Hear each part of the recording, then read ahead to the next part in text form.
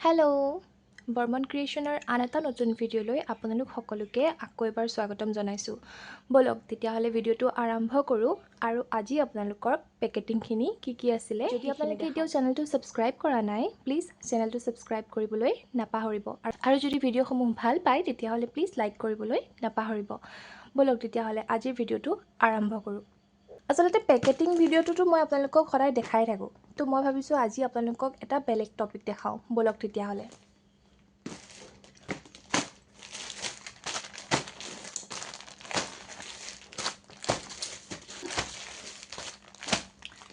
এইখিনি যে দেখিলে আপোনালোকে চাগে ভাবিছে যে এইখিনি আকৌ কি অলৰেডি পেকেটিং কৰি থোৱা নেকি।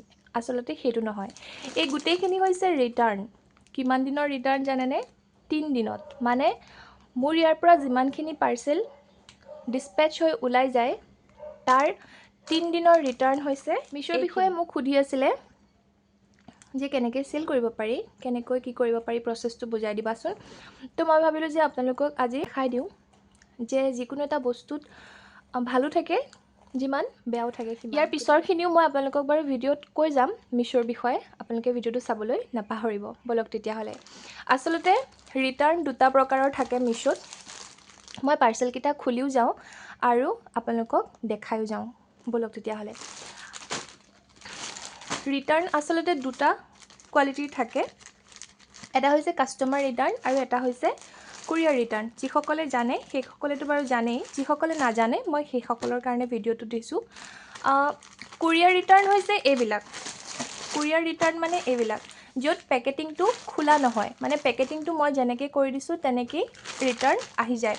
হয়তো কাষ্টমাৰে কেতিয়াবা কল ৰিচিভ নকৰে কাৰণে কুৰিয়াৰ ৰিটাৰ্ণ হৈ যায়, হয়তো ডেলিভাৰীৰ ফালৰ পৰা তেওঁলোকে গুৰুত্ব সহকাৰে বিষয়বিলাক নলৈ পেলাই কাষ্টমাৰৰ লগত যোগাযোগ ভালকৈ নকৰাৰ কাৰণে কেতিয়াবা কুৰিয়াৰ ৰিটাৰ্ণ আহি যায়। বহুত সময়ত মই সকলোকে কোৱা নাই, এনেকুৱা কুৰিয়াৰ মানে কিছুমান কুৰিয়াৰ ছাৰ্ভিচৰ মানুহ থাকে যিসকলে মানে কি পাৰ্চেলটো দিবলৈ এনেকুৱা কৰে যেন তেওঁলোকেহে পইচাটো পে' কৰিব।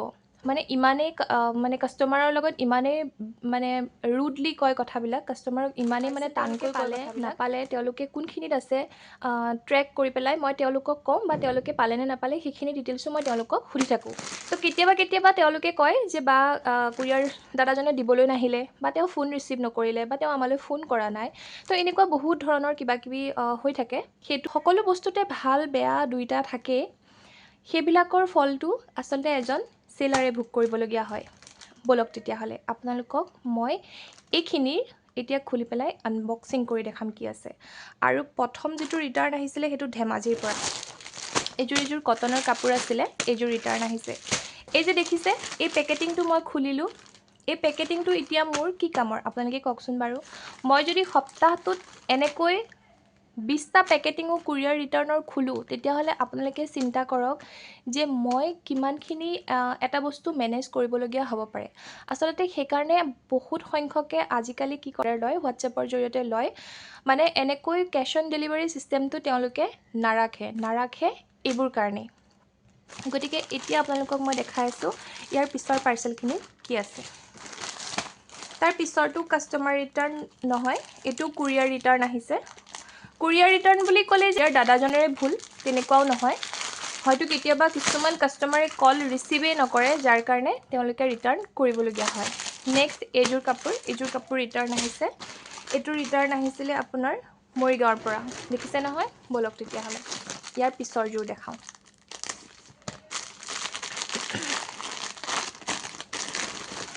নেক্সটটো ৰিটাৰ্ণ আহিছিলে নগাঁৱৰ পৰা আৰু এইযোৰ আছিলে ব্লক প্ৰিণ্টিঙৰ কাপোৰ, এইযোৰ ৰিটাৰ্ণ আহিছিলে। ব'লক তেতিয়াহ'লে আপোনালোকক ইয়াৰ পিছৰটো দেখাওঁ। এইটো কুৰিয়াৰ ৰিটাৰ্ণেই হয়। যিহেতু কাষ্টমাৰে এইটো বস্তু অ'পেন কৰা নাই গতিকে আমি এইটো কুৰিয়াৰ ৰিটাৰ্ণ বুলিয়ে ক'ব লাগিব।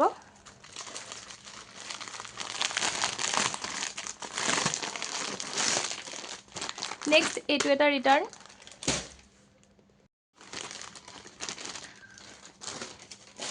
এইযোৰ দেখালে আপোনালোকক এইযোৰ। আৰু লাষ্ট যিটো ৰিটাৰ্ণ আহিছিলে এইটো বক্সটো। ব'লক এটা সপ্তাহত নাই কমেও 25টামান কুৰিয়াৰ ৰিটাৰ্ণ থাকে। তাৰ ভিতৰত কাষ্টমাৰ ৰিটাৰ্ণ থাকে 6-7টা বা 8টা। এইটো এটা বক্স আছিলে, মই দেখাই আছোঁ ৰ'ব, ইয়াত কি আছে।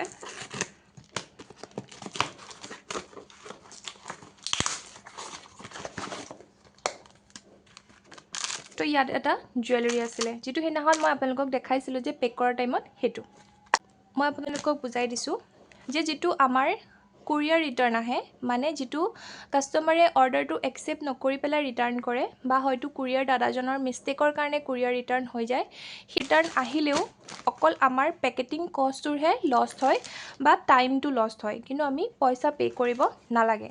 কিন্তু যেতিয়া এটা পাৰ্চেল কাষ্টমাৰে খুলি পেলাই ৰিটাৰ্ণ কৰে, লাগিলে সেইটো ভালেই হওক, লাগিলে বেয়াই হওক, হয়তো তেওঁৰ পচন্দ নহ'ল কাৰণে তেওঁ ৰিটাৰ্ণ কৰিব পাৰে, হয়তো কিবা ডিফেক্ট থকাৰ কাৰণে কৰিব পাৰে, তেওঁ বিচৰা কালাৰটো নোহোৱাৰ কাৰণে যদি তেওঁ খুলি পেলাই ৰিটাৰ্ণ কৰিছে, তেতিয়াহ'লে প্ৰতিটো পাৰ্চেলত মিছ'য়ে 175 টকাৰ ওপৰত চাৰ্জেছ কাটে।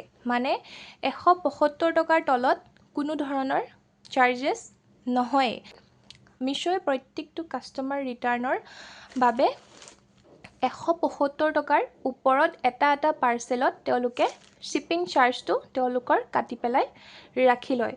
গতিকে মই আপোনালোকক সেইবাবে বাৰে বাৰে কওঁ যে যদি আপোনালোকে প্ৰডাক্টসমূহ ভাল পায়, ক্ল'জ দেখি পেলাই যদি আপোনালোকে ভাবিছে যে ফেব্ৰিকটো ঠিকে আছে, কাপোৰযোৰৰ কোৱালিটিটো ঠিকে আছে, প্লিজ আপোনালোকে প্ৰপাৰ চেক কৰি ল'ব, তাৰপিছত আপোনালোকে অৰ্ডাৰ কৰিব। অকল মোৰ বুলিয়ে নহয়, মই কোৱা নাই যে আপোনালোকে অকল মোৰ পৰা ল'লে প্ৰপাৰ চেক কৰি পেলাই ল'ব। প্ৰত্যেকজন চেলাৰৰে সেইটো প্ৰব্লেম। প্ৰত্যেকজন চেলাৰে হয়তো মাহেকত এনেকৈ পেকেটিং লষ্ট কৰিবলগীয়া হয়। এনেকৈ দেখিছে নহয়, এইখিনি পেকেট মই কোনোপধ্যেই ৰিউজ কৰিব নোৱাৰোঁ, কাৰণ ইয়াত এইটো যিটো ব্ৰা কোড থাকে, এই কোডটো এবাৰ ইউজ হৈ যোৱাৰ পিছত পেকেটিংটো ইউজ কৰিবলৈ অকণমান প্ৰব্লেম হয়। প্ৰব্লেম নহয় মানে কি, এই লেবেলটো আঁতৰাই আমি ইউজ কৰিব পাৰোঁ। আপোনালোকে চিন্তা কৰক, এই লেবেলটো আঁতৰাই পেলাই যদি মই ইউজ কৰিবলৈ যাওঁ, তেতিয়াহ'লে মই এই প্ৰডাক্টটো উলিয়াম কেনি?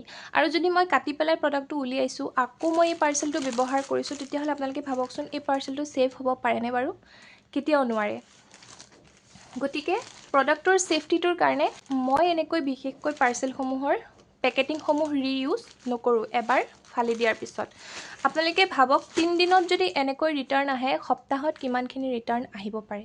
চেলাৰজনৰ মনতো এটা মানে বেয়া ভাৱ সোমাই যায়, তেওঁৰ কামটোৰ প্ৰতি তেওঁৰ ইণ্টাৰেষ্টটো নাইকিয়া হৈ যায় লাহে লাহে। তেওঁ যিটো মানে এটা উদ্যমেৰে এটা কাম আৰম্ভ কৰি পেলাই যেনেকৈ মানুহে কৰে, সেই বস্তুটো নোহোৱা হৈ যায় এইবোৰ বস্তুৰ কাৰণে।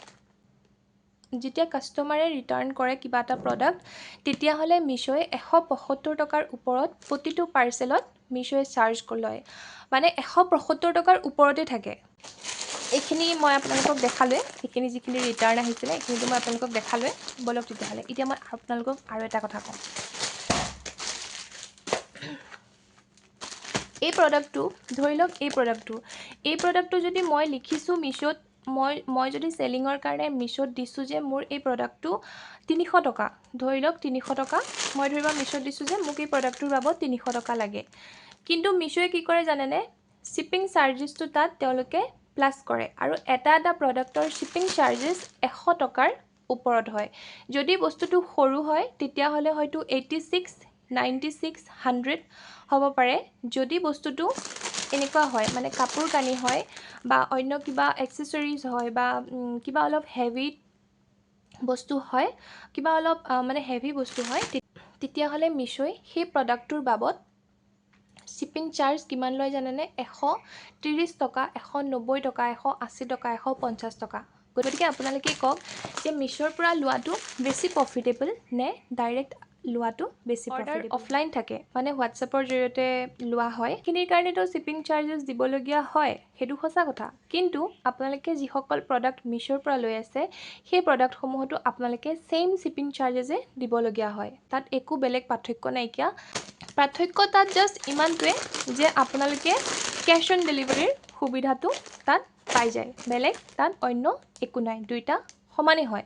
হোৱাটছএপৰ জৰিয়তে ল'লেও এটা শ্বিপিং চাৰ্জ ধৰা হয়, আৰু যেতিয়া মিছ'ৰ পৰা লয় তেতিয়াও মিছ'য়ে এটা শ্বিপিং চাৰ্জ লৈ লয় গতিকে বলক আপোনালোকক আজি মই কুৰিয়াৰ ৰিটাৰ্ণখিনিৰ কথা ক'লোঁ কুৰিয়াৰ ৰিটাৰ্ণ আৰু কাষ্টমাৰ ৰিটাৰ্ণখিনিৰ বিষয়ে ক'লোঁ শ্বিপিং চাৰ্জটোৰ বিষয়ে ক'লোঁ আৰু যিখিনি ৰিটাৰ্ণ আহে মই ভাবিছোঁ আপোনালোকৰ আগত আপোনালোকৰ সন্মুখতে মই খুলি পেলাই দেখুৱাম তেতিয়া আপোনালোকেও গম পাব যে আচলতে প্ৰডাক্ট এটা পেকিং কৰাৰ সময়ত যিমানখিনি সময় মই দিবলগীয়া হয় সেই সময়খিনি সম্পূৰ্ণ ব্যৰ্থ যায় যেতিয়া প্ৰডাক্টটো কাষ্টমাৰে ৰিটাৰ্ণ কৰে নহ'লে কুৰিয়াৰে ৰিটাৰ্ণ কৰে মানে সপ্তাহটোত যেতিয়া এনেকৈ 15-20টা পেকিং ৰিটাৰ্ণ আহে তেতিয়া আচলতে এনেকুৱা লাগে যেন মিছোত এই কামটো আৰু এইখিনিতে বন্ধ কৰি দিম আৰু নকৰোঁ আৰু সঁচা কথা ক'ব গ'লে মই ডাইৰেক্টটো অৰ্ডাৰসমূহ লওঁ কিন্তু কেছ অন ডেলিভাৰীৰ সুবিধাটো সকলোৱে পাওক বুলি মই মিছোত একচুৱেলি ষ্টাৰ্ট কৰিছিলোঁ চাওঁচোন আগলৈ যদি এনেদৰে জোখতকৈ বেছি ৰিটাৰ্ণসমূহ আহিবলৈ লয় তেতিয়াহ'লে হয়তো মিছোৰ ক্ষেত্ৰত অকণমান মোৰ চিন্তা কৰিবলগীয়া বাঢ়ি যাব বলক তেতিয়াহ'লে আজিৰ পেকিং ভিডিঅ'সমূহ আপোনালোকে আমনি পোৱা নাই কথাখিনি শুনি এনেকৈ প্ৰত্যেকটো লেবেল কাটি পেকেটিংটোৰ জোখত সৰুকৈ উলিয়াই লোৱা হয় বলক তেতিয়াহ'লে মই উলিয়াই লওঁ তাৰপিছত আপোনালোকক তাৰ পিছৰ ভিডিঅ'ৰ ফাৰ্ষ্টত অৰ্ডাৰ আছিলে কাপোৰযোৰ পিংক কালাৰ বাটাৰফ্লাই কাপোৰযোৰ এযোৰ কাপোৰ আচলতে কাপোৰবিলাক ইমান ডাঙৰ চাইজত যেতিয়া থাকে এই কুৰিয়াৰ বেগসমূহত এডজাষ্ট নহয় গতিকে কাপোৰযোৰ প্ৰথমে সৰুকৈ ভাঁজ কৰি ল'ব লাগিব তাৰপিছতহে আমি পেক কৰিব পাৰিম এই কাপোৰযোৰ এতিয়া মই ভাঁজ কৰিব লৈছিলোঁ যে তেতিয়া এটা বস্তু দেখিলোঁ আপোনালোককো দেখাই দিওঁ কটনৰ কাপোৰসমূহৰ আচলতে প্ৰব্লেম এটাই এয়া দেখিছেনে এই কাপোৰযোৰত অকণমান দাগ এটা আছে এইটো মেচিনৰ দাগ হয় কিন্তু মই ভাবিছোঁ এইটো পঠিওৱাটো ঠিক নহ'ব দাগটো যিহৰে নহওক কিন্তু হয়তো এইটো যদি পঠিয়াই দিওঁ তেতিয়াহ'লে কথাটো বেয়া হ'ব কোনোবাই ইউটিউবৰ পৰা চাই পেলাই অৰ্ডাৰ কৰিছিলে তেতিয়াহ'লে বেয়া নাপাব যিহেতু কাপোৰযোৰ মই খুলি চাওঁতে এতিয়া ভিতৰত অকণমান এই জেগাখিনিত অকণমান দাগটো আছে গতিকে এই বস্তুটো মই পেক নকৰোঁ বলক তেতিয়াহ'লে আপোনালোকক ইয়াৰ পিছৰযোৰ আছে এইযোৰ কাপোৰ এইযোৰ দেখিছেনে বলক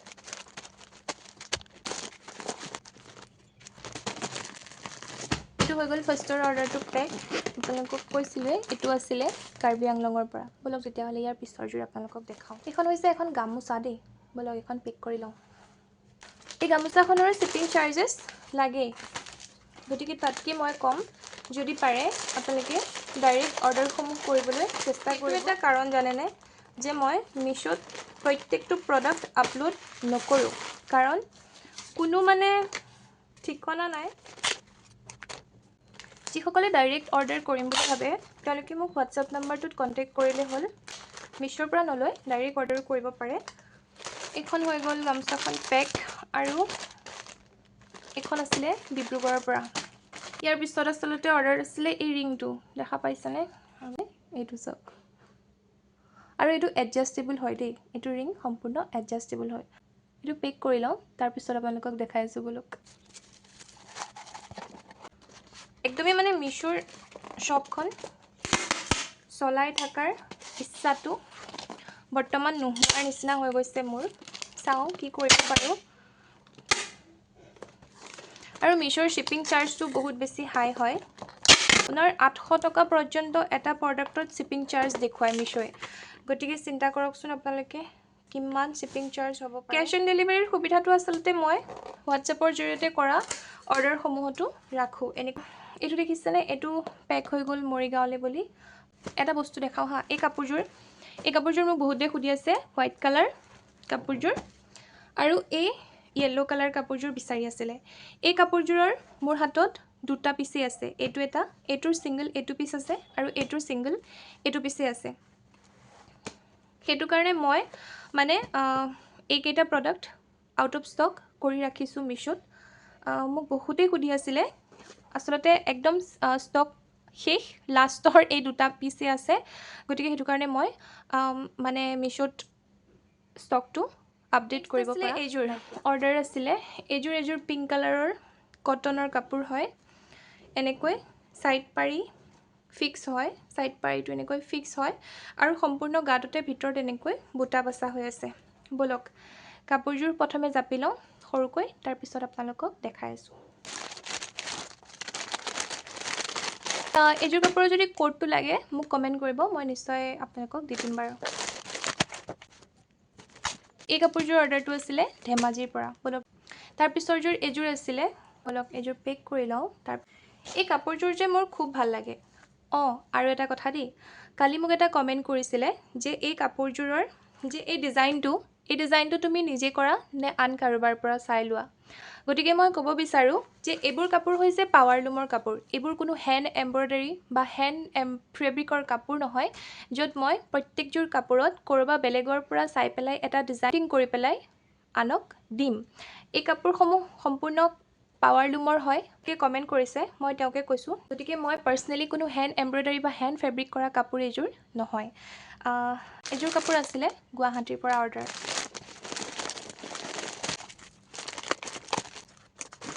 এই ভিডিঅ'টো ইয়াতে সামৰিলোঁ যিহেতু আজি যিখিনি অলপ পেকিং বাকী আছিলে যিখিনি অৰ্ডাৰ আজি বাকী আছিলে আগৰ সেইখিনি মই আগতীয়াকৈ পেক কৰি ৰাখিলোঁ আচলতে মনটো অলপ ঠিক নহয় সেইটো কাৰণে কাম কৰাৰ উদ্যমটো অকণমান কম নিচিনা হৈছে সেইবাবে মই ভিডিঅ'টোৰ কাৰণে গোটেইখিনি থৈ দিয়া নাই অলৰেডি সেইখিনি ৰাতি মই অলপ পেক কৰি দিলোঁ কাইলৈৰ পৰা আপোনালোকে ভালকৈ পেকিং ভিডিঅ'সমূহ পাব আৰু নিশ্চয় চেষ্টা কৰিম কাইলৈৰ পৰা আপোনালোকক ভালকৈ গোটেইখিনি দেখাবলৈ ভিডিঅ'টো চোৱাৰ বাবে অশেষ ধন্যবাদ আজিলৈ আহিছোঁ বাই